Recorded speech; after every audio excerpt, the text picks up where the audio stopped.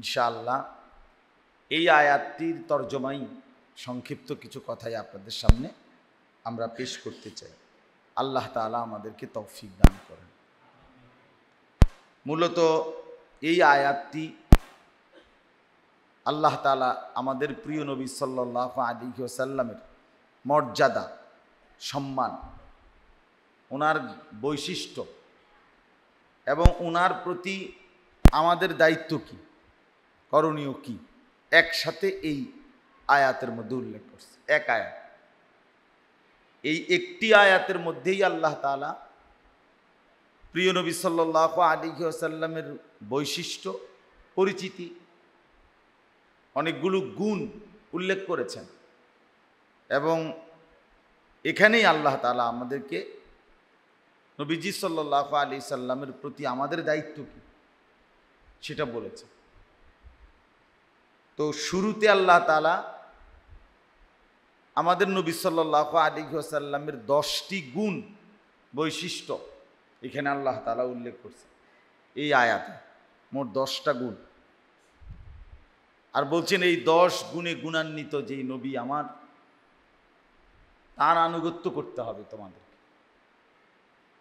আর পরে 4টি করণীয় বলছেন আমাদের, নবীজির প্রতি আমাদের দায়িত্ব কি, করণীয় কি, এরকম কাজ বলছেন আমাদের 4টা। তাহলে নবীজির বৈশিষ্ট্য বললেন কয়টা? 10টা। আমাদের করণীয় বললেন কয়টা? 4টা।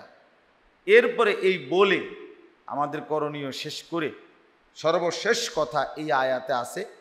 শেষ কথা আল্লাহ বলছেন উলাইকা হুমুল মুফলিহুন। এই উপরোক্ত 4টি গুণ নবীজির প্রতি যারা দেখাবে, 4টি দায়িত্ব আদায় করবে, তো আল্লাহ তাআলা বলেন এই মানুষগুলোই সফল কাম, কৃতকার্য, মানে জান্নাতি।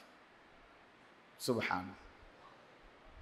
তাহলে উপরোক্ত 4টি দায়িত্ব যে আদায় করবে নবী সাল্লাল্লাহু আলাইহি ওয়াসাল্লামের প্রতি, সেই মুফলিহুন, সফল, সফল সে মানে জান্নাতি।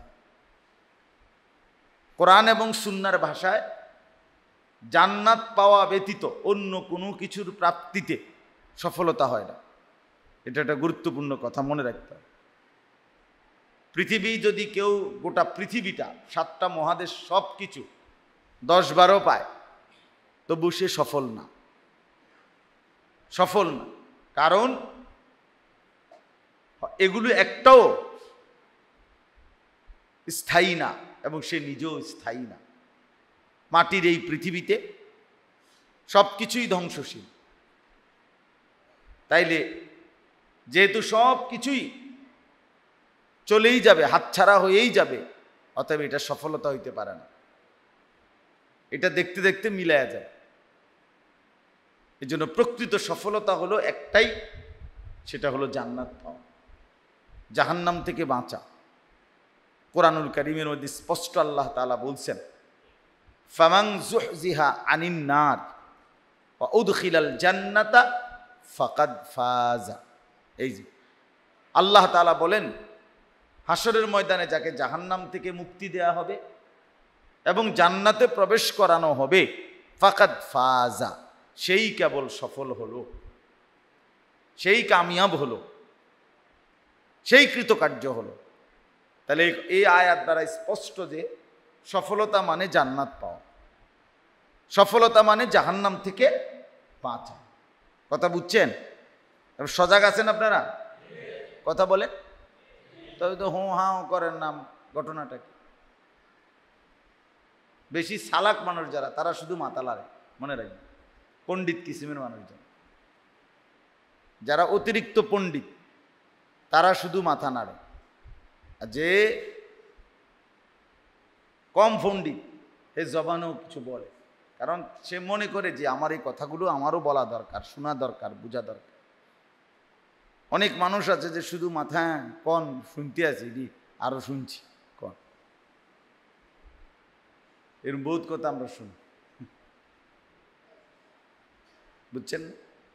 অনেক, এই জন্য ফোঁ হাঁ করলে ভালো।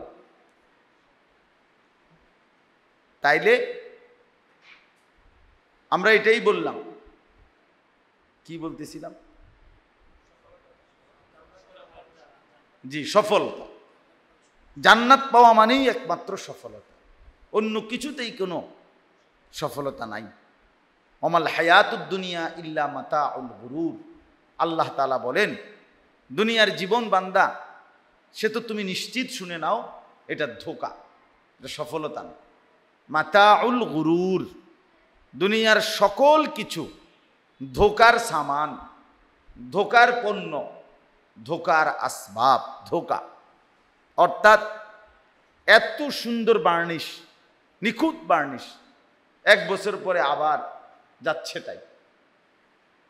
এত চমৎকার ফুটফুটে সুন্দর নাদুস নুদুস যুবক জওয়ান চেহারা, 30 বছরের ব্যবধানে আবার বুড়া।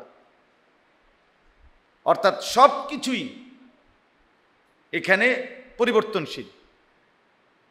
এই দেখতে দেখতে ধোঁকা দেয়, কি দেখলাম কি হয়ে গেল, কেমন ছিল কেমন হয়ে গেল। এই জন্য আল্লাহ তাআলা বলছে, বান্দা, দুনিয়ার সবগুলো বিষয় ধোঁকা, মাতাউল গুরুর, ধোঁকার আসবাব, ধোঁকার উপকরণ, ধোঁকার বস্তু। এই জন্য এখানে কোনোটাকেই সফলতা মনে করো না, কোনোটাই না, বরং সফলতা শুধুই কি পাওয়া বলেন? জান্নাত। তো আল্লাহ তাআলা এখানে বললেন, রাসূলুল্লাহ সাল্লাল্লাহু আলাইহি ওয়াসাল্লামের প্রতি 4টি দায়িত্ব যে আদায় করবে সে সফল, মানে জান্নাত। মুফলিহুন, মুফলিহুন, কোরআনুল কারীমের মধ্যে আরো বহুবার এই শব্দটা আছে। উলাইকা আলা হুদাম মির রাব্বিহিম ওয়া উলাইকা হুমুল মুফলিহুন। ক্বাদ আফলাহা মান তাযাক্কা, ক্বাদ আফলাহা মান যাক্কাহা। এই যেগুলো সব সফলতা, মানে জান্নাতি হওয়া। জান্নাতের চাইতে চূড়ান্ত কোনো সফলতা নাই, জান্নাতের চাইতে নিশ্চিন্ততা আর কিছুতে নাই। আর পৃথিবীর সব কিছু লক্ষ কোটিবার অর্জন করলেও সেগুলো চলে যাবে, কিন্তু জান্নাত একবার কেউ অর্জন করলে, পেলে, কোনো দিন আর কখনোই তার থেকে ছুটায় নেওয়া হবে না, তাকেও আর জান্নাত থেকে বের করা হবে না, বের করা হবে। সে অনন্তকালের জন্যই জান্নাতে থাকবে, চিরস্থায়ী থাকবে। লা ইয়াবগুনা আনহা হিওয়ালা। আল্লাহ তাআলা বলেন, লক্ষ কোটি বছরেও জান্নাতি বান্দা একবারের জন্য জান্নাত থেকে বের হওয়ার মতো বিরক্তিও তারা আসবে না। লা ফিহা গাউলুন, না এতে কোনো মাথা ব্যথা, সামান্য রকমের পেরেশানি এটাও আসবে। এই জন্য জান্নাত পাওয়া মানেই হচ্ছে নিশ্চিন্ত হওয়া।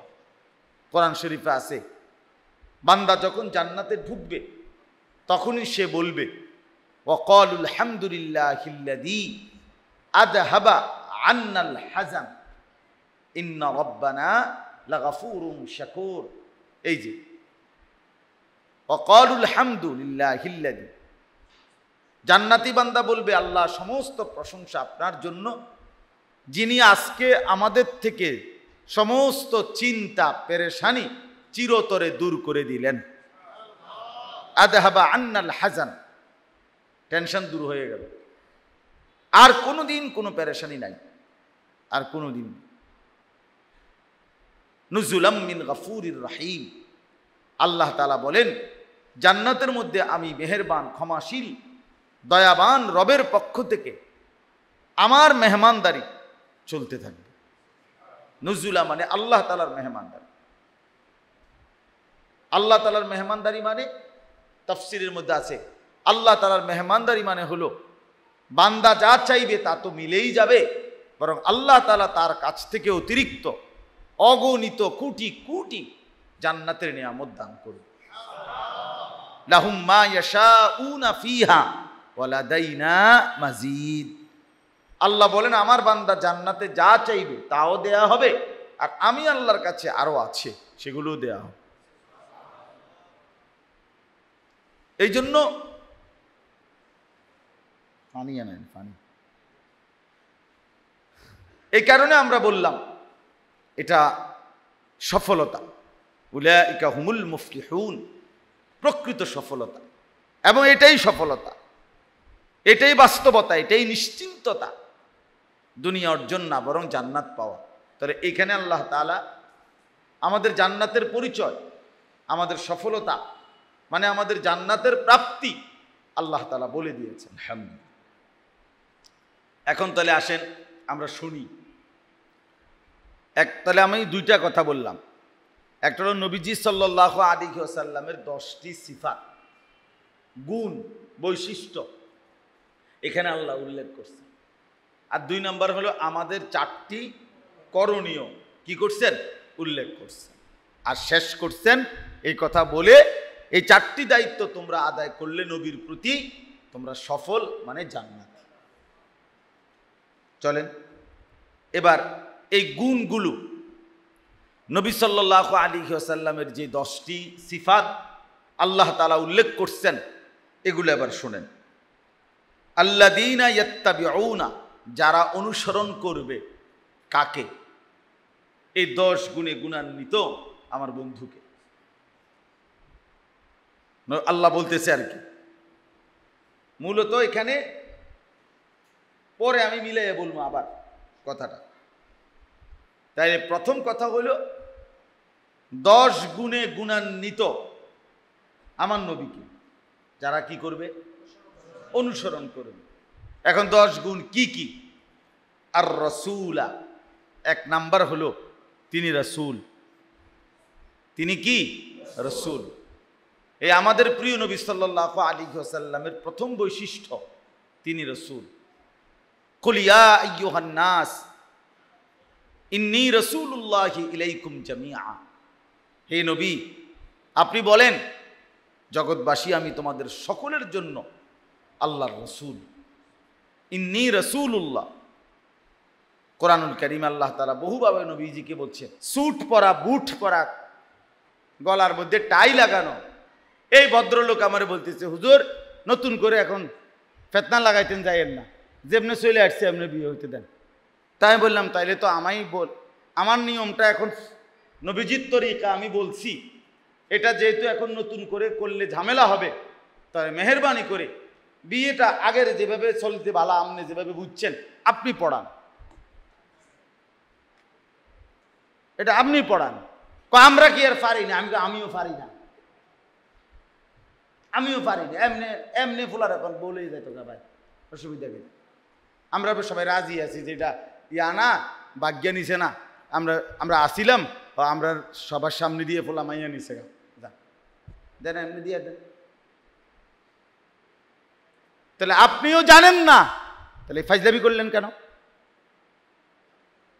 অর্থাৎ এই পরিমাণে শুধু একটা বললাম, বিদআত থেকে মানুষকে ফিরানোই কঠিন।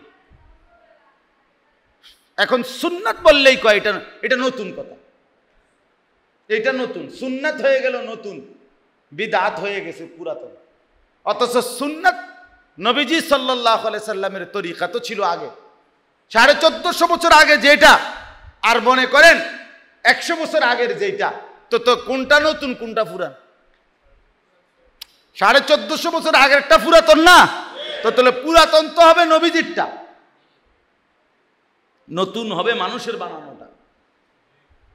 এখন মানুষের বানানোটা হয়ে গেছে পুরাতন, নবীজির তরিকা বললে কয় নতুন কিছু বললেন। এই হলো আমাদের দুরবস্থা। এই জন্য বললাম আল্লাহ তাআলা বুঝাইলেন কোরআন এবং সুন্নাহ আমি আল্লাহ এমন নিখুঁত এলেম দিয়েছি যে এর মধ্যে এক বিন্দু পৃথিবীর কোনো মানুষের ছোঁয়া, স্পর্শ, একটা অক্ষরের দাগ, একটা জের জবরও কোনো মানুষের তৈরিকৃত বানানোকৃত বলুন না এটার মধ্যে ঢুকতে দেই নাই। 4 নাম্বার হলো আল্লাযী ইয়াজিদুনাহু মাকতুবান ইনদাহুম ফিত তাওরাতি ওয়াল ইনজিল। আল্লাহ তাআলা বলেন নবীজির 4র্থ বৈশিষ্ট্য হলো আল্লাহ তাআলা বলেন পূর্ববর্তী যত আসমানি কিতাব আমি আল্লাহ তাআলা নাজিল করেছি, বিশেষ করে তাওরাত, ইনজিল, ওইগুলোর প্রত্যেকটা কিতাবের মধ্যে তাদের অনুসারী যে কোনো কেউ পড়লেই দেখতে পাবে সেখানে আমার নবীর বিস্তারিত আলোচনা আছে। এই হলো চতুর্থ বৈশিষ্ট্য। নবীজির আলোচনা তাওরাতের মধ্যে আছে, ইনজিলের মধ্যে আছে। তিনি যে শেষ নবী, তিনি যে আখিরি নবী, এটা ইহুদিরাও জানে, খ্রিস্টানরাও জানে, আজকের এরাও জানে। এখন যারা ইহুদি এই বেঈমানরাও জানে, এখন যারা খ্রিস্টান তারাও জানে। এরা বোঝে এই পৃথিবীতে শেষ নবী মুহাম্মদ সাল্লাল্লাহু আলাইহি ওয়াসাল্লাম এবং ইসলামই একমাত্র ধর্ম, এটা তারা জানে। ইচ্ছা করে গাদ্দারি করে স্বীকার করে না, মানে না। কোরআনুল কারীমের মধ্যে আছে, আল্লাহ তাআলা বলেন, ইয়ারিফুনাহু কামা ইয়ারিফুনা আবনাআহুম। ইহুদিরা তাদের সন্তানকে যেভাবে চেনে মানুষ, সেভাবেই নবীকে চিনত। অর্থাৎ 1 লক্ষ মানুষের ভিতর দিয়েও যদি আমার ছেলে থাকে ওইখানে, আমি চিনব না? কথা বলেন না কেন? ঠিক আল্লাহ তাআলা বলেন, ইহুদিরা আমার নবীকে এভাবে চিনত মানুষ তার সন্তানকে যেভাবে চিনে, কিন্তু স্বীকার করে না, ঈমান আনে না। এই জন্য বললাম, আল্লাহ তাআলা পূর্ববর্তী কিতাবের মধ্যে আমাদের নবী সাল্লাল্লাহু আলাইহি ওয়াসাল্লামের আলোচনা করেছেন, এখনো কারারাও জানে। আপনারা আশ্চর্য হবেন, আমি দাওয়াত ও তাবলীগের নিসবতে গত আগস্ট মাসে, এই গত মাসে উত্তরবঙ্গ ছিলাম, দিনাজপুর জেলায় 40 দিন তাবলীগে ছিলাম। আল্লাহর রাস্তায় বের হয়েছিলাম প্রায় 16 জন আলেম, 3 জন ডাক্তার সহ 26 জন সাথী নিয়ে। তো ওইখানে উত্তরবঙ্গে দেখছি আমি, এই দিনাজপুর জেলায় বিপুল অসংখ্য মানুষকে এই ইউরোপ থেকে, বিভিন্ন অঞ্চল থেকে আসা খ্রিস্টান ধর্মযাজকরা ওপেন, নিরিবিলি, গভীরভাবে, সূক্ষ্মভাবে এই উত্তরবঙ্গের মুসলমানদেরকে, বিধর্মীদেরকে, উপজাতিদেরকে খ্রিস্ট ধর্ম প্রচার করতেছে, মুসলমানকে জীবনের তরে বেঈমান বানায় দিতেছে। তো জিজ্ঞাসা করলাম, আশ্চর্য হলো, তারা বলে নিজেদেরকে এখানে যে তারা নাকি ঈসাই মুসলমান। কি মুসলমান? মানে আমাদেরকে ধোঁকা দেওয়ার জন্য এই শব্দ বানায় নিস, ঈসাই মুসলমান, মানে ঈসা নবীর অনুসারী মুসলমান। ঈসাই মুসলমান আবার কোনটা? কথা বুঝছেন? আপনারা তো জানেন না। সবাই আমরা কেহই আমাদের ধর্ম নিয়ে, ইসলাম নিয়ে আমাদের ভাবনা বলতেই নাই। আমরা শুধু দুনিয়া দুনিয়া দুনিয়া দুনিয়া দুনিয়া দুনিয়া, ভাত মাছ চাল ডাল এই নিয়েই ব্যস্ত। আহা, দুনিয়া পেলেই চলল। নিজ নিজ সন্তানকে বুক ফুলাইয়া গর্বের সাথে খ্রিস্টানের দেশে পাঠাইয়া দিয়া কি সুখে ভাত খাইতেছে, কি রঙের গুড্ডি উড়াইতেছে। ছেলে আমার ইউরোপ থাকে, আমার জীবনের সফলতা, সার্থকতা, আমার সন্তান ইউরোপ থাকে, টাকা আসতেছে, বাজার করতেছে, বিল্ডিং করতেছে, ঘর দুয়ার, ফার্নিচার, গহনা অলংকার, মহিলা বাজারে বাজারে ঘুরতেছে, বাহ। কিন্তু প্রশ্ন হলো, সন্তানের ঈমান, আখিরাত এই নিয়ে ভাববে কে? কে ভাববে? বড় আফসোস। প্রতিনিয়ত আমরা এখন দেখি মুসলমানের মা বাবা এতটাই বেখবর, গাফেল, এরা বোঝেই না যে একটা মুসলমান ছেলে মেয়ের প্রতি, আমার ছেলে মেয়ের প্রতি আমার দায়িত্বটা কি। এই কথাটাই মুসলমান জানে না। মুসলমান জানে এটাই আমার দায়িত্ব, একটাই, মেয়ে হইলে খাবাইয়ালো আয়া বিয়া দম, ছেলে হইলে তারে একটু বড় হইলে দেশের একটা পারি, বিদেশের একটা পারি, কোনো একটা কামাই রোজগারির উপার্জনের একটা কাজে লাগায় দাও, খালাস।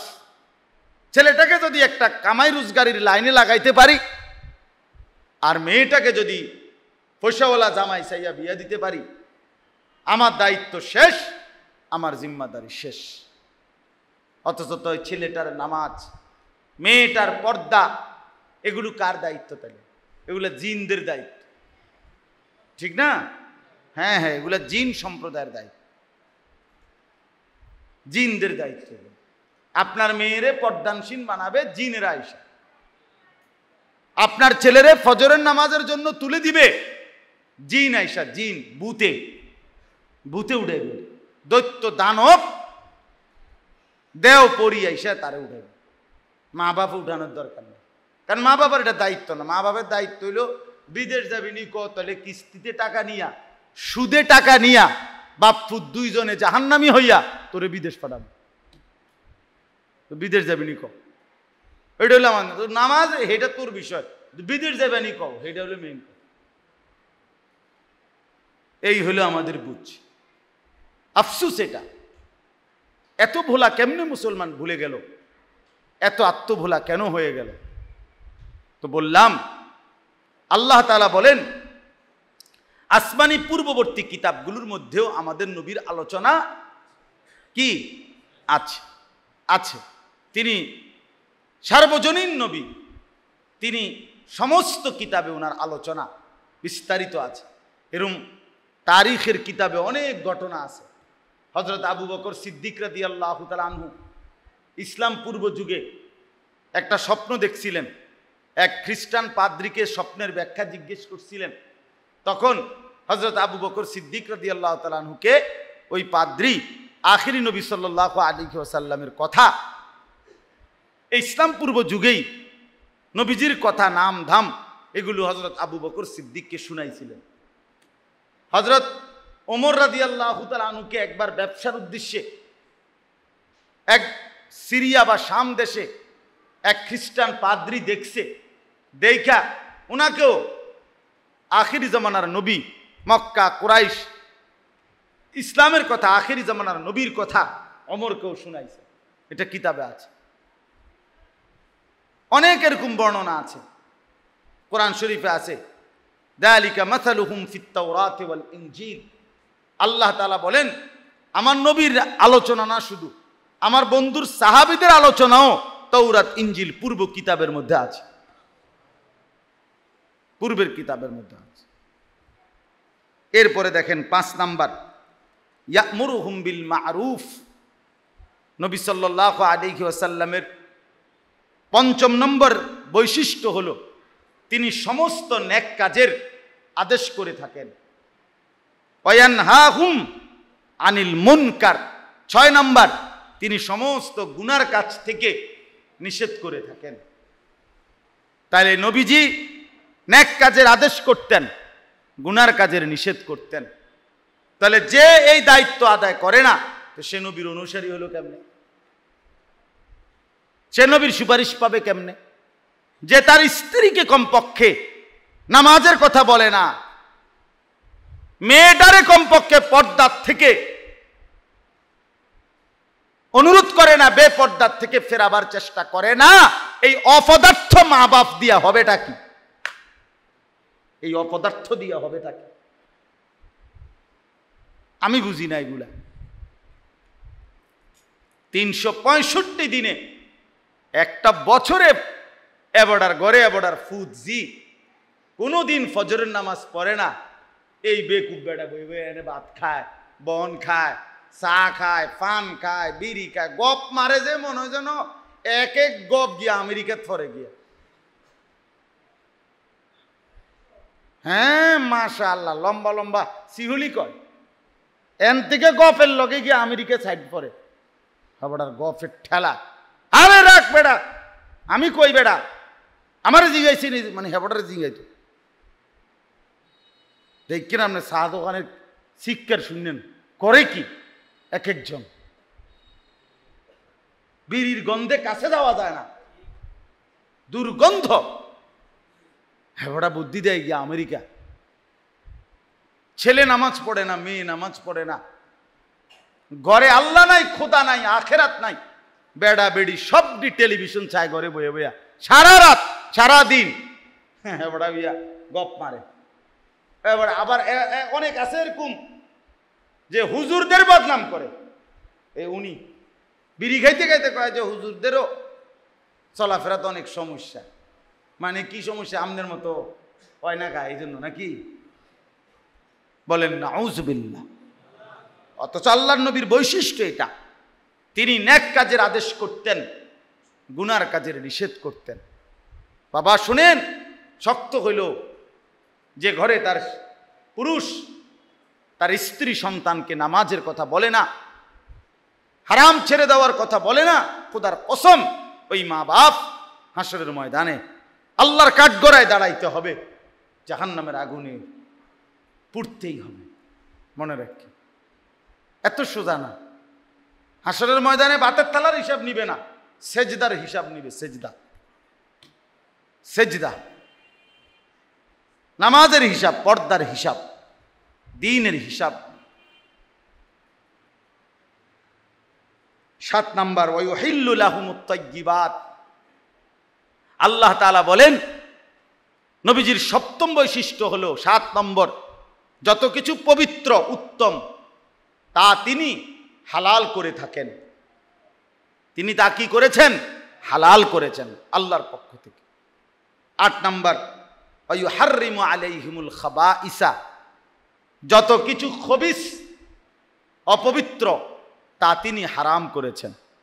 এজন্য নবীজি হালাল যা করেছেন তাই হালাল আল্লাহর পক্ষ থেকে। নবীজি যা হালাল বলে হারাম বলেছেন তাই কি হারাম। আরেকটা হলো যা কিছু হালাল তা পবিত্র, যা কিছু হারাম তা খবিস। তা কি? এই যে এখানে আছে খাবাইস, খবিস। এই জন্য মদ এটা খবিস, এই জন্য মদখোর এটা খবিস, জুয়ারি এটা খবিস, নেশা করে যে এটা খবিস, জেনা করে যে এটা খবিস, সুদ খায় যে এটা খবিস। খবিস, খবিস, এটা খবিস, এটা হারাম খোর, এটা অসভ্য, এটা নির্লজ্জ, এটা বেহায়া, এটা খবিস। এটা সমস্ত সুদখোর খবিস, সমস্ত কিস্তিখোর এগুলা খবিস, এগুলা হারাম। এগুলো যেটা হারাম এটা খবিস। আল্লাহ বলছেন অভাব, সংসার চলে না। সংসার না চললে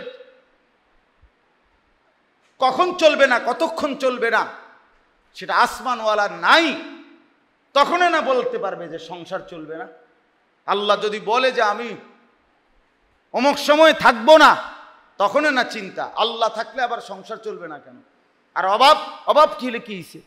সুখ দুঃখ, আনন্দ বেদনা, সচ্ছলতা অসচ্ছলতা, অভাব, এটা তো মানুষের জীবনে পাল্টা পাল্টি। এক মানুষ কি সারা জীবন হাসে? কথা কয় না। এক মানুষ কি সারা জীবন কাঁদে? তো তার অসুবিধা কি? অসুবিধা কি? হারামের কোনো সুযোগ নেই। মোমেন মরে যাবে প্রয়োজনে, কিন্তু হারাম খাবে না, কারণ হারাম খবিস। 9 নাম্বার ওয়ায়াদাউ আনহুম ইসরাহুম। আল্লাহ বলেন আমার নবী তার উম্মতের জন্য আমার কাছ থেকে অসংখ্য বিধান সহজ করে দিয়েছেন। আগে কঠিন ছিল, আগে অন্য নবীদের আমলে তিনি সহজ করে দিয়েছেন, সহজ করে দিয়েছেন। যেমন মুসা নবীর আমলে একটা অপরাধের কারণে শাস্তি দিছিল, আল্লাহ ফয়সালা দিছে কাপড়ের মধ্যে নাপাক লাগলে ওই কাপড়ের ওই জায়গাটা কাইটে লাইতে হবে, এরপরে ধুইতে হবে। এখন যদি এটা আমাদেরকেও রাখে হুকুম, কষ্ট হয়ে যাবে। তো আল্লাহ নবী সাল্লাল্লাহু আলাইহি সাল্লাম বলছেন উম্মত কাপড় কাটতে হবে না, বরং পবিত্র পানি দিয়ে 3 বার বিসমিল্লাহ বলে ধৌত করলেই কাপড়টা পবিত্র হয়ে যাবে। তাহলে হুকুমটা আছে ঠিক, কিন্তু অপেক্ষাকৃত কি করে দিছে। আগে বনি ইসরাইলদের জন্য আল্লাহর একটা হুকুম ছিল, যেই প্রাণীর গোশত খাওয়া হালাল ওই প্রাণীর চর্বি খাওয়া হারাম। চর্বিটা মানে গোশত খাইতে পারবে কিন্তু কি খাইতে পারবে না। হ্যাঁ, এটাই বিধান। এখন গরুর গোশত তো খাইতে পারবে কিন্তু চর্বি খাইতে পারবে না। ওটার গোশত তো খাইতে পারবে কিন্তু চর্বি খাইতে পারবে না। এখন ওই যে 10 নাম্বারটা, ওয়াল আগলাল আল্লাতী কানাত আলাইহিম, আল্লাহ বলেন যেটা একেবারে গলার বেরির মতো অসম্ভব ছিল বিধান, কোনোভাবে পারবে না বান্দা, আমার নবী আমার কাছ থেকে তার উম্মতের জন্য সেটা রহিত করে দিয়েছেন। আল্লাহর কাছ থেকে এটা একবারে রহিত করাই দিয়েছেন যে না ইয়া রব্বুল আলামিন আমার উম্মত পারতো না, এটা হইতো না। এই যেমন এইটা, এই এখন আমরা যদি কোরবানির গোশতের দিন গোশতর থেকে যদি আমরা চর্বি আলাদা করতে হয়, এরপরে গোশত রান্ধন লাগে তো আর সারছে। হাড্ডি শুধু হাড্ডি কুবাইতে কুবাইতে এবারটা জোহর আসর মাগরিব এশা 4 ওয়াক্ত নামাজ না, চর্বি যদি আলগা করতে দেয় তো ওই সপ্তাহে তো আর ঠিক না, কি কঠিন হয়ে যাবে বিষয়টা। আল্লাহ তাআলা বলেন বন্ধু আমার রহিত করে দিছেন, আল্লাহ তাআলা এই হুকুম উঠাই দিছেন যে না, যে প্রাণীর গোশত হালাল ওইটার চর্বিও হালাল। হা নবী, এই শেষ কথা, মানে 10টা বৈশিষ্ট্য শেষ। 1 নাম্বার হলো তিনি রসূল, 2 তিনি নবী, 3 তিনি দুনিয়াবি পড়ালেখা থেকে মুক্ত, 4 পূর্ববর্তী আসমানি কিতাবে ওনার আলোচনা বর্ণিত, 5 তিনি সমস্ত নেক কাজের আদেশ করেন, 6 তিনি সমস্ত গুনার কাজে নিষেধ করেন, 7 তিনি পবিত্র জিনিস হালাল করেন, 8 তিনি অপবিত্র জিনিস হারাম করেন, 9 তিনি অনেক কঠিন বিধান সহজ করে দিয়েছেন, 10 তিনি অনেক অসম্ভব কঠিন বিধান আল্লাহর পক্ষ থেকে মওকুফ রহিত করায় দিয়েছেন। আল্লাহ বলেন এত বৈশিষ্ট্য যার, সেই নবী ফাল্লাযীনা আমানু বিহি। এবার 4টা দায়িত্ব। 1 নাম্বার ফাল্লাযীনা আমানু বিহি, যারা এই নবীর প্রতি পূর্ণ ঈমান আনবে।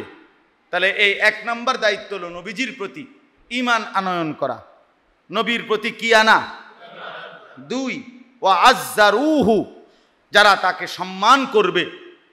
2 নাম্বার দায়িত্ব জীবনের সবচেয়ে বেশি ইজ্জত সম্মান নবীজিকে করা। 3 নাম্বার ওয়া নাসারুহু, যারা তাকে সাহায্য করবে, মানে তার দ্বীন মানবে। নবীজির দ্বীন মানা, সুন্নাত মানা, এটাই নবীজিকে কি করা, সাহায্য করা। 4 নাম্বার ওয়াত্তাবাউন নূর আল্লাযী উনজিলা মাআহু, যারা আমার নবীর কাছে আমি যেই আলো যেই নূর কোরআন নাজিল করেছি সেটাকে যারা অনুসরণ করবে। এই শেষ। নবীর প্রতি ঈমান আনবে, তাকে সম্মান করবে, তাকে সাহায্য করবে, তার উপরে নাজিলকৃত কোরআনকে গ্রহণ করবে। আল্লাহ বলেন উলাইকা হুমুল মুফলিহুন, এরাই সফল কাম, এরাই কৃতকার্য, এরাই কামিয়াব, এরাই জান্নাতি। অতএব আমার কথা শেষ, আপনারা মনে রাখবেন জান্নাত আপনার আমার মামুর বাড়িও না, হাসরের মাঠ আপনার চাচার শ্বশুর বাড়িও। আপনি যে বন খাইতে খাইতে যাইবেন গা, হ্যাঁ বেহেশত এটা বুট মুড়ির দোয়ান না, এত ছোট্ট খাট্ট কিছু না। আপনি এটার এত খামখেয়ালি মনে করেন না, এত খামখেয়ালি মনে করেন। আমরা অনেক মানুষ আছে মস্কারি মনে করছে আখেরাত একটা সাধারণ কিছু, জান্নাত কি একটা সামান্য জিনিস। মানে জান্নাত কি আসলে, মানে 2টা রুম আর একটা বারান্দা, এই রুম ছোট ছোট 2টা একটা ঘর, এটারই তো জান্নাত কয়, ঠিক নেই তো কি তা? তাইলে এত বড় বিস্তীর্ণ, এত মহান, এত বড় বিশাল জান্নাত যে আল্লাহ দান করবেন, তার জন্য প্রস্তুতি কোথায়? প্রস্তুতি কোথায়? নবী সাল্লাল্লাহু আলাইহি সাল্লামের সুন্নাত কোথায়? বলেন বাবারা, আজকে রবিউল আউয়াল মাসে এটা বলেন আপনারা ইনসাফের সাথে বলেন, নবী সাল্লাল্লাহু আলাইহি ওয়াসাল্লামের ভালোবাসা, নবীজির সাহায্য, নবীজিকে সম্মান, নবীজির অনুসরণ, আল্লাহ তো এটাই বললেন, আল্লাযীনা ইয়াত্তাবিউনার রাসূলা। আর ওই লাস্টের শব্দ ওয়াত্তাবাউন নূর আল্লাযী উনজিলা মাআ, এভাবেও আছে তাফসিরে যে এই দুইটা মিলাইলে বুঝায় কোরআনের অনুসরণ এবং রাসূলের অনুসরণ। উলাইকা হুমুল মুফলিহুন, এরাই সফল। প্রথম শব্দ হলো আল্লাযীনা ইয়াত্তাবিউনার রাসূলা, যারা অনুসরণ করবে কাকে? রাসূলকে। আর ওই লাস্টে হলো ওয়াত্তাবাউন নূর আল্লাযী উনজিলা মাআহু, এবং অনুসরণ করবে কোরআনকে। তাহলে কোরআন এবং রাসূল মানে কোরআন এবং সুন্নাহ, এই দুইটার অনুসরণ যারা করবে উলাইকা হুমুল মুফলিহুন, তারাই জান্নাতি।